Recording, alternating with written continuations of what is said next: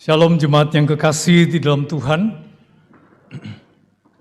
Kita bersyukur kepada Tuhan atas kasih karunia-Nya yang telah menyertai kita minggu lepas minggu, dan di dalam anugerah-Nya hari ini kita kembali ke rumah Tuhan untuk bersama-sama beribadah.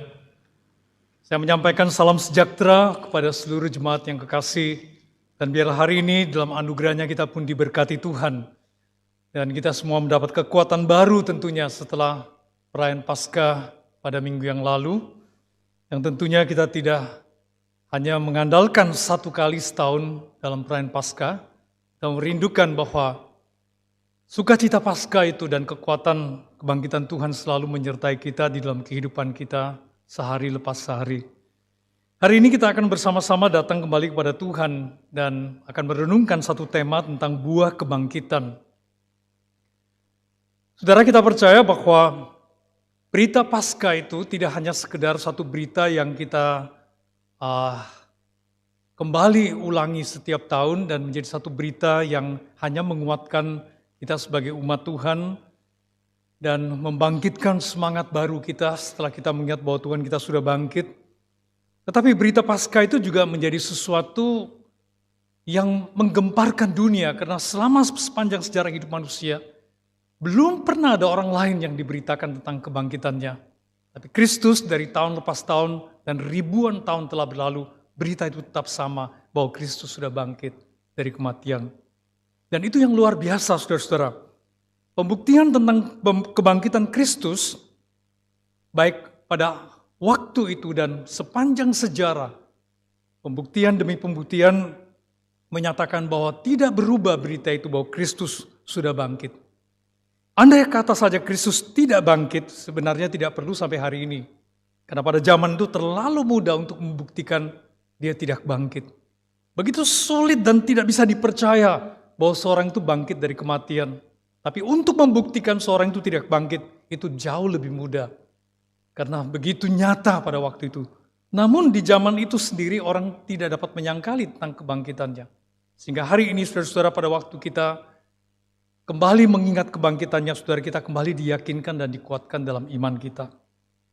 Namun saudara-saudara, sekian banyak bukti kebangkitan Kristus, ada satu bukti yang melekat di dalam kehidupan saudara dan saya. Karena saudara-saudara, kita adalah salah satu bukti tentang kebangkitan Kristus, dan hari ini saudara, ini menjadi tema renungan kita tentang buah kebangkitan. Nah, saudara-saudara, mari kita akan renungkan baik-baik apakah buah kebangkitan itu ada dalam kehidupan kita sebagai umat Tuhan. Dan mari kita berdoa dan kita memohon kepada Tuhan pertolongannya.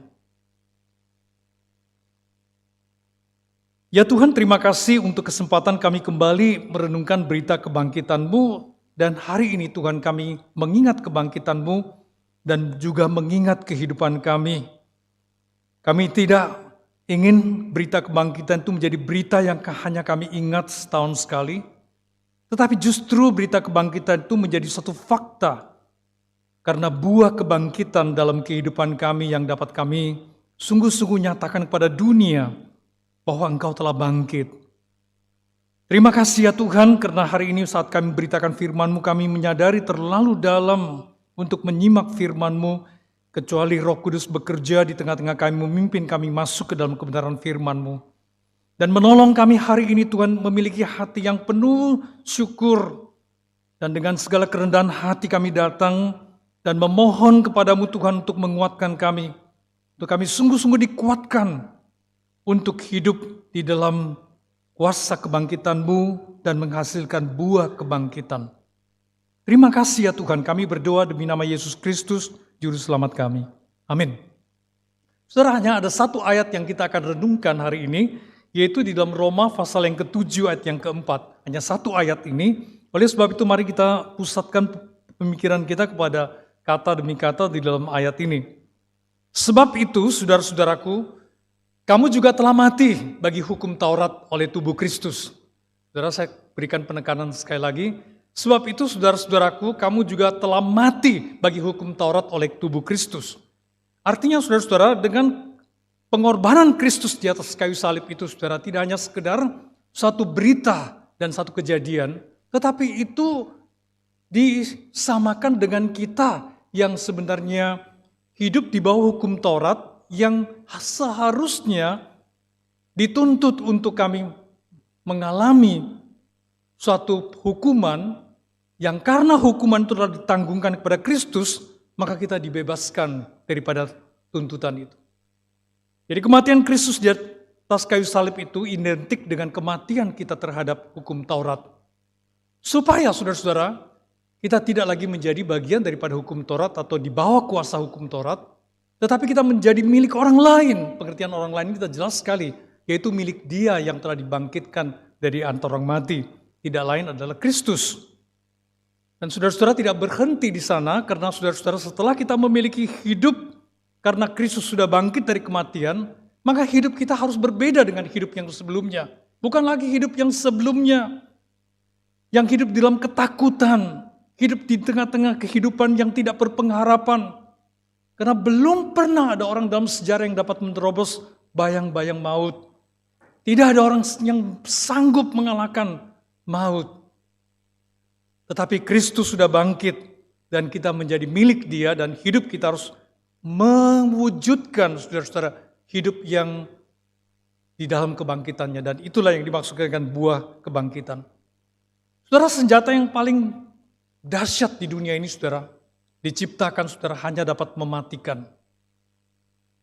Tetapi tidak ada senjata dan tidak ada sesuatu pun yang dapat diciptakan oleh manusia untuk menghidupkan saudara-saudara. Tidak pernah ada sesuatu yang dapat membangkitkan orang yang sudah mati. Ya, manusia berupaya untuk menciptakan sesuatu yang lebih dahsyat, tapi hanya mematikan. Belum pernah ada manusia dapat menciptakan sesuatu yang menghidupkan. Saudara, saya kira kita masih ingat jelas sekali peristiwa 911, saudara ya. Saya mengangkat berita ini, saudara, ini terjadi pada tahun 2001, saudara. Dan 911 menjadi satu term, saudara, satu istilah yang mengingatkan kita ribuan ke atas, kurang lebih 1.400 orang yang meninggal sesaat, saudara, pada waktu teroris itu menabrakkan pesawat United 93, saudara, ke gedung World Trade Center, saudara, dan sesaat itu, saudara, gedung itu rata menjadi tanah, saudara. Saudara, kita tahu itu bahwa peristiwa mengguncangkan begitu banyak orang dan begitu banyak orang yang meninggal di dalam peristiwa 911. Saudara, dan siapa yang bisa mengembalikan situasi itu, saudara? Siapa yang bisa menolong orang yang mati seketika pada waktu peristiwa itu, saudara? Saudara, tahun berikutnya setelah peristiwa 911 itu saya punya kesempatan diajak oleh teman, saudara, berkunjung ke tempat kejadian 911. Saudara, saya terguncang sekali pada waktu menyaksikan, saudara-saudara, begitu banyak karangan bunga yang mengalir terus, saudara, dari keluarga dan orang-orang yang tidak dikenal untuk mengingat peristiwa itu dan menyampaikan turut berduka cita. Saudara, kita hanya bisa turut berduka cita, saudara-saudara. Nothing we can do, saudara, untuk kita mengembalikan orang yang sudah meninggal di 911. Saudara, inilah yang begitu mengguncang hidup manusia, saudara, dan menjadi peringatan kepada dunia, saudara-saudara. Di tengah-tengah kemajuan dunia ini, saudara, di mana pendidikan diharapkan akan memperbaiki hidup manusia, diharapkan, saudara-saudara, teknologi hari ini dapat merubah kehidupan manusia dari yang buruk menjadi lebih baik, tetapi manusia tidak dapat menyangkali bahwa manusia tidak lebih baik hari ini, saudara. Justru hari ini lebih membahayakan karena lebih banyak, saudara, sesuatu yang dapat mematikan manusia daripada menghidupkan manusia. Saudara, peristiwa yang dahsyat ini, saudara, yang telah menjadi satu fakta yang tidak dilupakan, tetapi sayangnya, saudara-saudara, manusia terus mencari, saudara-saudara, apa yang dapat menjadi satu solusi bagi kehidupan manusia yang di dalam bayang-bayang kekelaman dan bayang-bayang maut itu. Saudara, di tempat ini sekarang sudah telah didirikan Memorial Hall, saudara. Memorial Hall ini, saudara-saudara, yang didirikan hanya menjadi satu peringatan. Tapi peringatan itu, saudara, justru akan membuat manusia mengingat peristiwa yang sangat menyedihkan itu. Saudara, satu lukisan yang kita bisa lihat dari tayangan ini, seorang ibu yang menangis terseduh-seduh. Sekian tahun sudah berlalu, saudara-saudara. Tapi siapakah yang dapat menghapus ingatan kita terhadap orang-orang yang telah meninggal? Orang-orang yang telah mati di dalam sesuatu kondisi yang sangat tragis.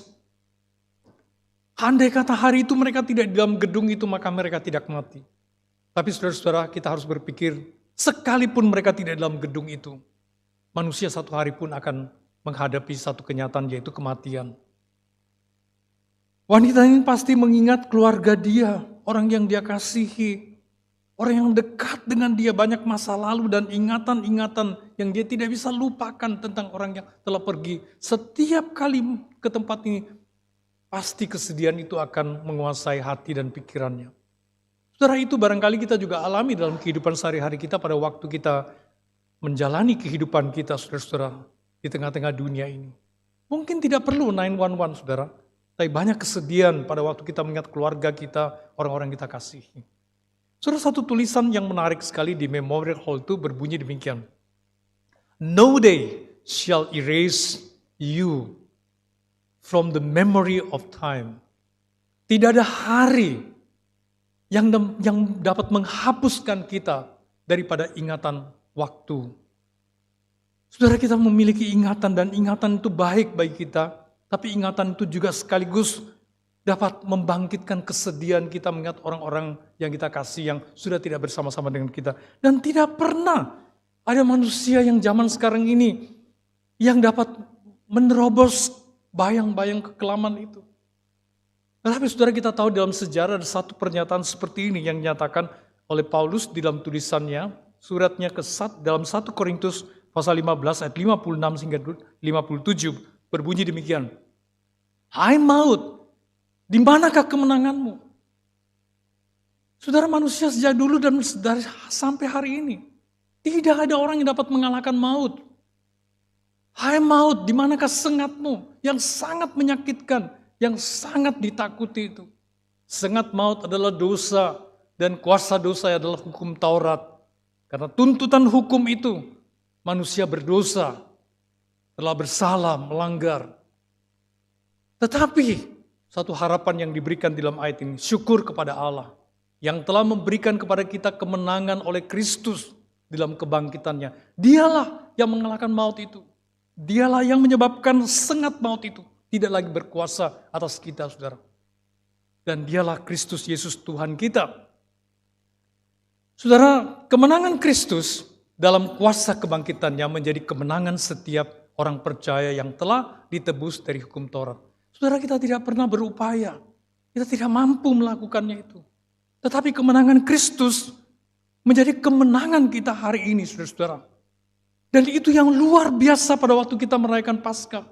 Saudara, saya khawatir sekali kadang-kadang Paskah itu dirayakan menjadi salah satu acara dalam kalender gereja. Tetapi justru mengurangi, saudara-saudara, satu identifikasi antara Paskah, kemenangan Kristus dengan kehidupan kita yang penuh dengan kelemahan dan kekurangan. Saudara, berapa sering saudara kita itu mengakui di gereja kita, saudara, tiap minggu kita ada kebaktian yang tidak pernah dihilangkan tentang pengakuan dosa, saudara. Karena kita menyadari bahwa manusia yang hidup di dalam darah dan daging ini masih tetap berdosa, saudara. Dan berulang-ulang kali jatuh ke dalam dosa yang sama, saudara. Kelemahan-kelemahan kita ini, saudara, seakan-akan sudah terbiasa sehingga kita tidak lagi mengingat bahwa sebenarnya melekat pada diri kita buah kebangkitan itu, saudara-saudara. Yaitu kemenangan Kristus. Bukan karena kita lebih baik dari orang lain, bukan karena kita lebih mampu, lebih pengalaman dari orang lain, tetapi saudara-saudara karena kebangkitannya dia, saudara-saudara, diidentifikasi dengan kemenangan kita, saudara-saudara. Apakah kita sadar, saudara-saudara? Kebangkitan Kristus itu bukan hanya dia yang bangkit dari kematian, tapi itu juga menjadi suatu identifikasi dari kemenangan kita sebagai umat percaya yang telah ditebus dari di bawah hukum Taurat. Saudara, satu ayat yang menggambarkan, saudara, betapa, saudara, satu hukuman yang begitu abusif, saudara, suatu hukuman yang begitu mengerikan, karena tergantung di atas kayu salib, mati bagi dosa dan kesalahan kita. Dan itu Kristus yang menanggung sendiri. Dia sendiri yang tergantung di atas kayu salib. Ya, menanggung dosa dan kesalahan kita. Sehingga walaupun kita mati terhadap dosa kita, tapi kita hidup oleh sebab kebenarannya. Dan oleh sebab bilur-bilurnya kita telah memperoleh keselamatan. Dengan cara itulah Tuhan menebus kita, saudara-saudara. Saudara, kita bersyukur karena Tuhan telah memberikan kita jalan kemenangan Dan dialah sendiri yang menanggung itu dan dia memberikan kemenangan. Oleh sebab itu saudara-saudara, di dalam Galatia pasal 2 ayat 20 berkata demikian saudara-saudara. Namun aku hidup, tetapi bukan aku lagi. Bukan lagi aku sendiri yang hidup, melainkan Kristus yang hidup di dalamku, dan hidupku yang kuhidupi sekarang ini di dalam daging adalah hidup oleh iman dalam anak Allah yang telah mengasihi aku dan menyerahkan dirinya untuk aku. Hidupku bukan aku lagi. Karena saudara-saudara kita sudah ditebus, saudara-saudara. Kita tidak lagi di bawah hukuman itu, saudara. Kita lepas dari hukuman itu, saudara. Karena kita sudah tidak lagi di bawah hukuman itu, dan hukuman itu setelah ditebus oleh Yesus. Dengan kata lain, Yesus telah membayar semua. He paid it all, saudara. Dia bayar semuanya. Tidak perlu kita berupaya lagi karena dia telah bayar semuanya. Namun saudara-saudara, hidup kita sejak itu bukan lagi milik kita, tapi milik Kristus yang menyerahkan dirinya bagi kita. Saudara, kalau kita kaitkan dengan ayat tadi, saudara, Roma pasal 7 ayat 4 dikatakan bahwa karena kita menjadi milik Kristus, oleh sebab itu kita hidup di dalam keselamatan yang dia berikan kepada kita. Dan kita harus berbuah kebangkitan itu. Nah saudara-saudara, ada satu ayat yang menjadi ayat kunci di dalam kehidupan kita semua orang-orang percaya yang telah melayani Tuhan. Karena itu saudara-saudaraku dikatakan yang kekasih, berdirilah teguh jangan goyah dan giatlah selalu dalam pekerjaan Tuhan. Sebab kamu tahu bahwa di dalam persekutuan dengan Tuhan jerih payamu tidak sia-sia. Saudara, saya memberikan tekanan di dalam pengertian ini. Jerih payamu di dalam persekutuan dengan Tuhan. Saudara, ada orang yang sibuk, ada orang yang membayar harga dengan luar biasa. Tetapi kita perlu menanyakan apakah itu dalam persekutuannya dengan Tuhan. Apakah dia lakukan itu menjadi satu buah kebangkitan. Apakah dia melakukan itu karena persekutuannya dengan Tuhan. Artinya relasinya dengan Tuhan. Bukan sekedar suatu berita, tapi relasinya dengan Tuhan itu diperhitungkan. Apapun persembahan yang pernah kita berikan, apapun jerih lelah yang kita berikan, kalau itu diperhitungkan di dalam relasi kita dengan Tuhan atau persekutuan kita dengan Tuhan, itu tidak sia-sia, saudara. Tapi kalau kita lakukan untuk diri kita lakukan untuk sesuatu motivasi yang lain, maka itu tentunya sesuatu hari kita akan kecewa, saudara, akan berakhir pada kecewa. Tapi apapun pengorbanan yang saudara berikan dalam relasinya karena Tuhan yang telah lebih dahulu mengasihi kita dan mengorbankan hidupnya bagi kita, maka apapun yang kita persembahkan itu bukan merupakan satu kehilangan, bukan merupakan satu kerugian, tapi merupakan sesuatu yang tidak sia-sia dikatakan oleh firman Tuhan. Saudara, berdasarkan beberapa ayat firman Tuhan yang kita renungkan, saudara, saya mengambil sesuatu highlight, saudara, untuk buah kebangkitan itu sendiri.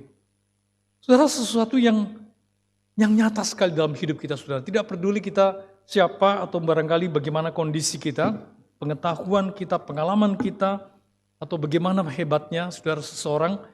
Saudara, buah kebangkitan itu saudara tidak lepas daripada buah kebangkitan yang dikaitkan dengan iman, kasih, dan pengharapan kita. Saudara, kita berbicara iman, kasih, dan pengharapan, tapi bukankah sering saudara kita bergumul dalam kehidupan iman kita? Kapankah iman kita terguncang, saudara? Pada waktu saudara kita mulai ragu tentang kebangkitan Kristus.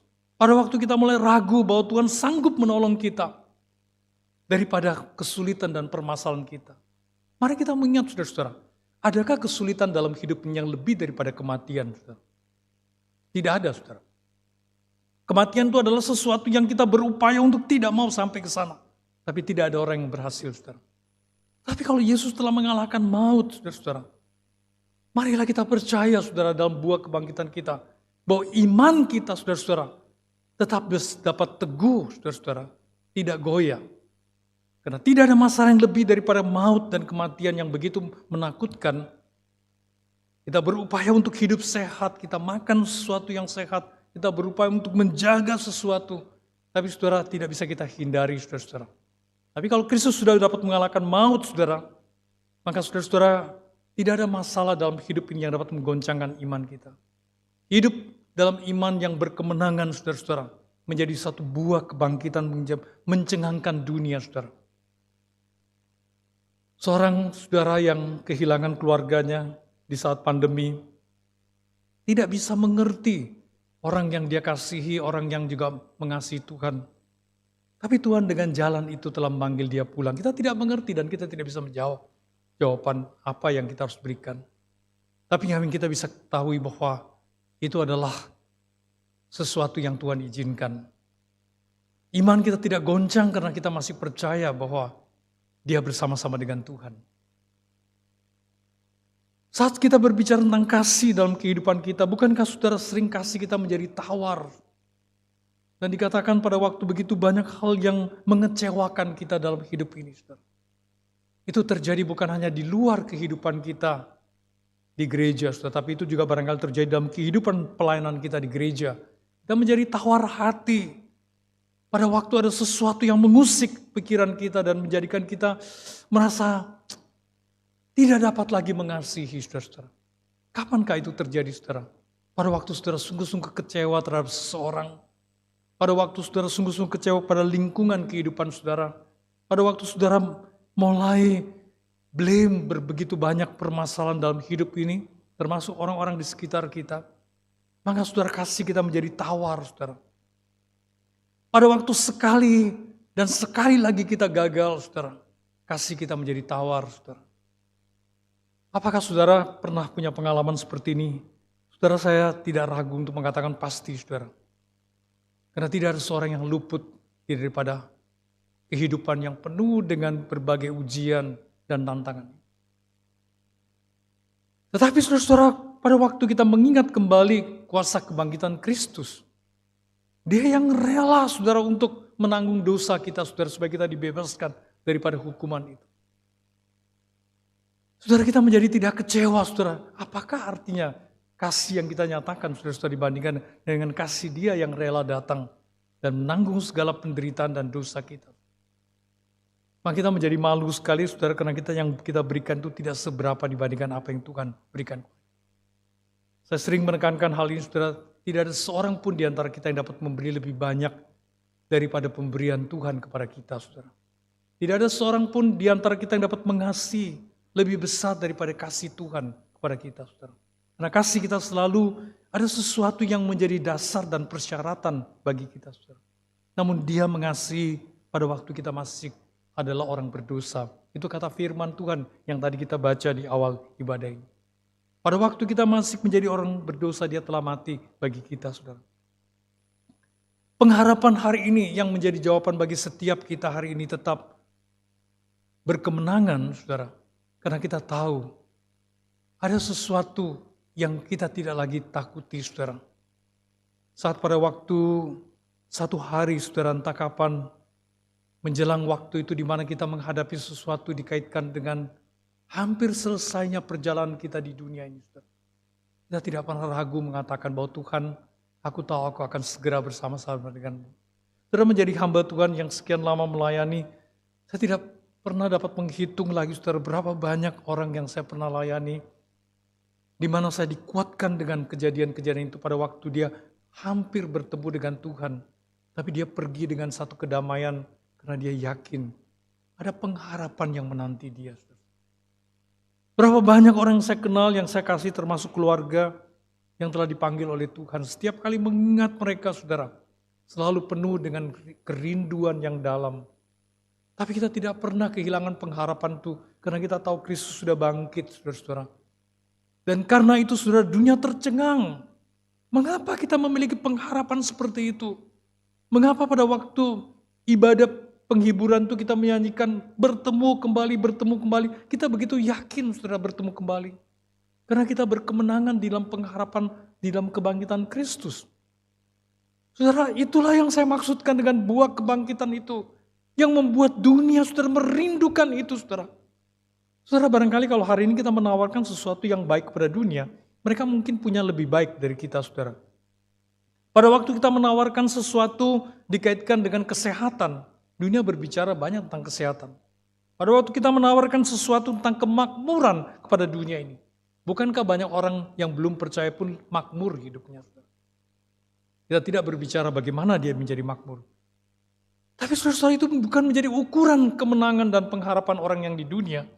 Karena pengharapan orang dunia itu adalah pada waktu kita dapat menerobos ketakutan maut itu, saudara. Ketakutan perpisahan yang tidak akan ketemu lagi kembali, saudara.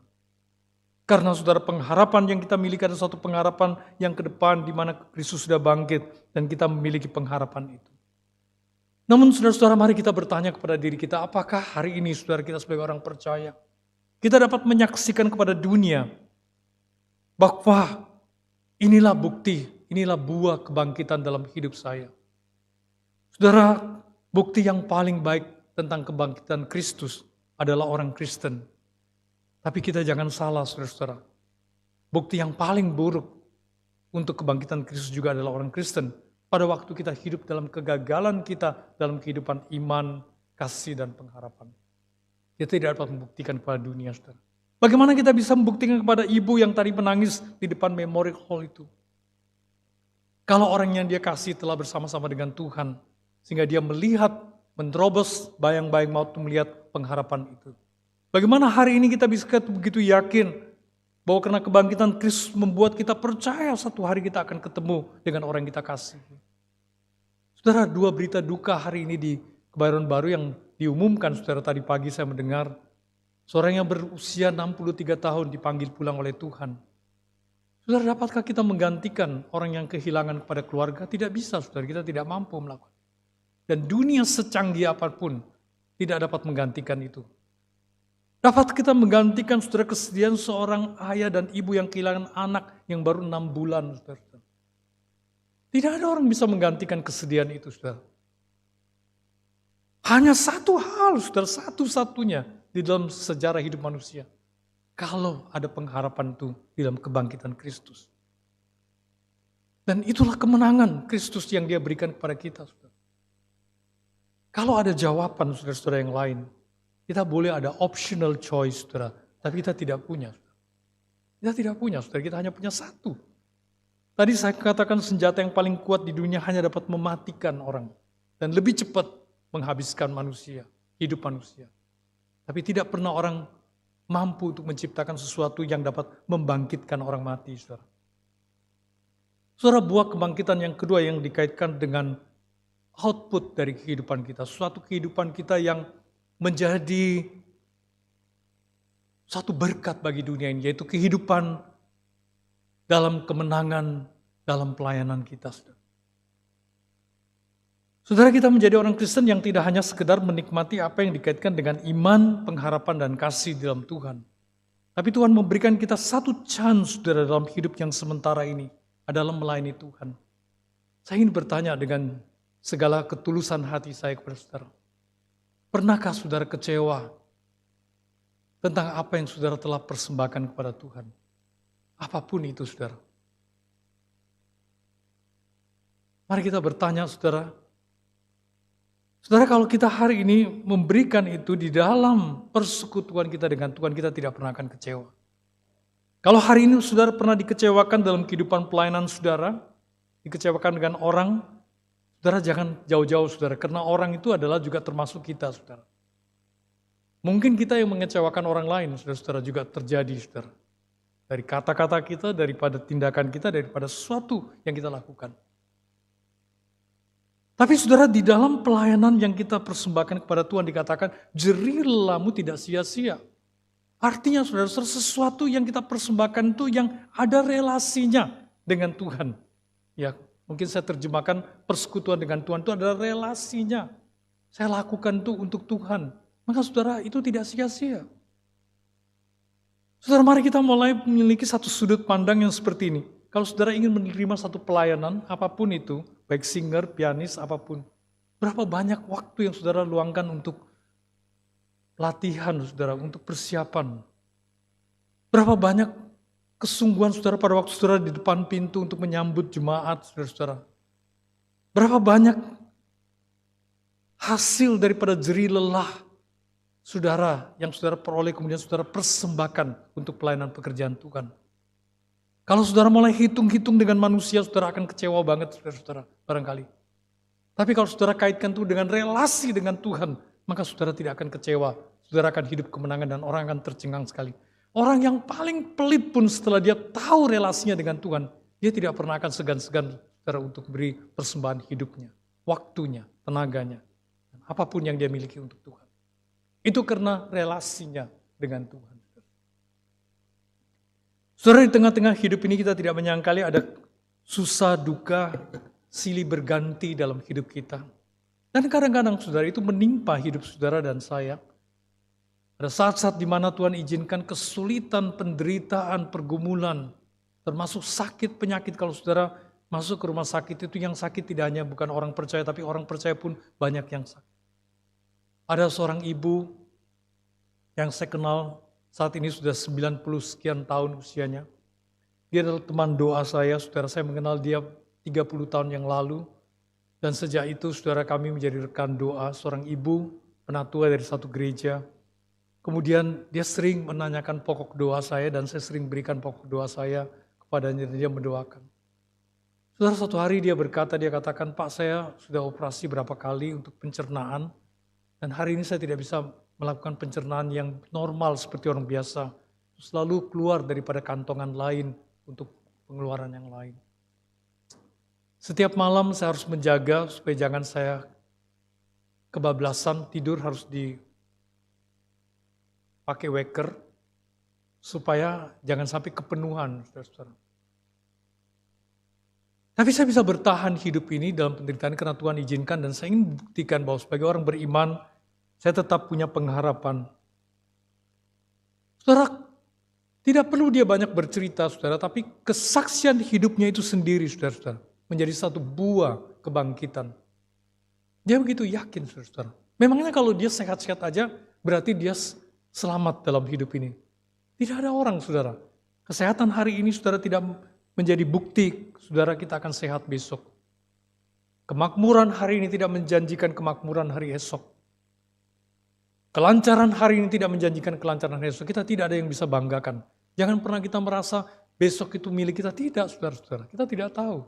Tapi sebaliknya, saudara, kesulitan hari ini, saudara-saudara, penderitaan hari ini, karena kebangkitan Kristus, kita sanggup menghadapi hari esok. Saudara, penggubah lagu ini, saudara, yang bernama Bill and Gloria.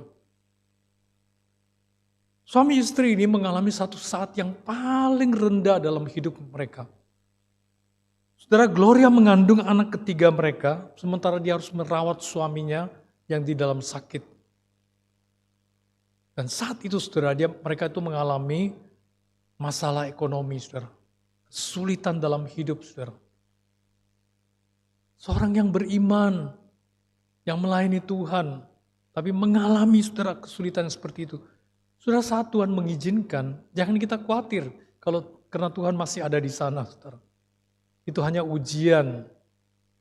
Ya, tough time never lasts, but tough people in faith, ya, do.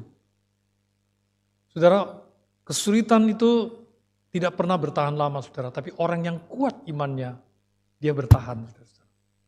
Dan dia membuktikan buah kebangkitan. Lalu Gloria, di tengah-tengah keterpurukan hidupnya, dia menciptakan lagu yang kita kenal. Karena dia hidup. Because he lived, I can face tomorrow. Because he lives, our fear is gone. Because I know he holds the future. And life is worth living just because he lives. Saudara, lagu ini kita kenal sekali, saudara-saudara. Saya ingin refresh ingatan kita untuk buah kebangkitan, berita tentang buah kebangkitan yang diingatan saudara dengan pujian ini, saudara. Kita nyanyikan bersama, saudara.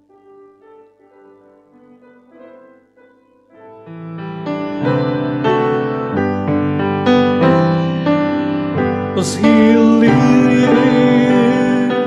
I can face tomorrow. Because he our fear is gone, because I know he holds the future, and life is worth the living just because he lives. Because He lives, I can face tomorrow. Because He lives, all fear is gone. Because I know He holds the future, and life is worth the living just because He lives. Mari kita berdoa, saudara. Bapa dalam surga, kami bersyukur Tuhan karena kami tidak sanggup berbuat banyak, dan kami hidup di dalam bayang-bayang kekelaman. Sepanjang sejarah hidup manusia kami bersyukur Tuhan, Engkau yang declare bahwa maut tidak berdaya. Sengat maut telah dipatahkan karena kuasa kebangkitan-Mu. Hanya satu jawaban, karena Engkau bangkit, saudara, maka hidup kami berubah hari ini. Apapun keberhasilan dunia hari ini tidak mampu mengalahkan maut, yang artinya kami gagal pada akhirnya. Tetapi Tuhan, karena Engkau bangkit dari kematian, sehingga sekalipun kami melewati banyak kesulitan, penderitaan dalam hidup ini, kami tetap sanggup menghadapi hari esok. Dan hidup kami, saudara-saudara, kami yang percaya hidup di dalam suatu kemenangan, karena Engkau Allah yang menuntun kami untuk masa depan kami. Hidup kami menjadi berarti karena Tuhan Engkau hidup, Engkau telah bangkit. Hari ini Tuhan, kami memohon kepadamu Tuhan untuk membangkitkan kami daripada segala kegagalan iman kami, kegagalan kasih kami, kegagalan dalam pengharapan kami, membuktikan bahwa Engkau telah bangkit. Kegagalan kami Tuhan, karena kami tidak lagi mau melayani-Mu, kami kecewa dan kami undur dari pelayanan. Sehingga dunia tidak melihat bahwa Engkau Allah yang telah membangkitkan Kristus dari kematian, yang dapat juga membangkitkan kehidupan kami dalam segala keterpurukan. Kami bersyukur Tuhan, hari ini kami dapat bersama-sama dalam ibadah ini, dan biarlah ini menjadi suatu kekuatan baru untuk membangkitkan semangat kami dalam kebangkitan-Mu Tuhan, untuk kami hidup berkemenangan dengan buah-buah kebangkitan dalam hidup kami. Kami berdoa, kami bersyukur untuk segala karya-Mu yang besar di dalam kebangkitan Kristus. Demi nama Kristus, Juru Selamat kami berdoa. Amin.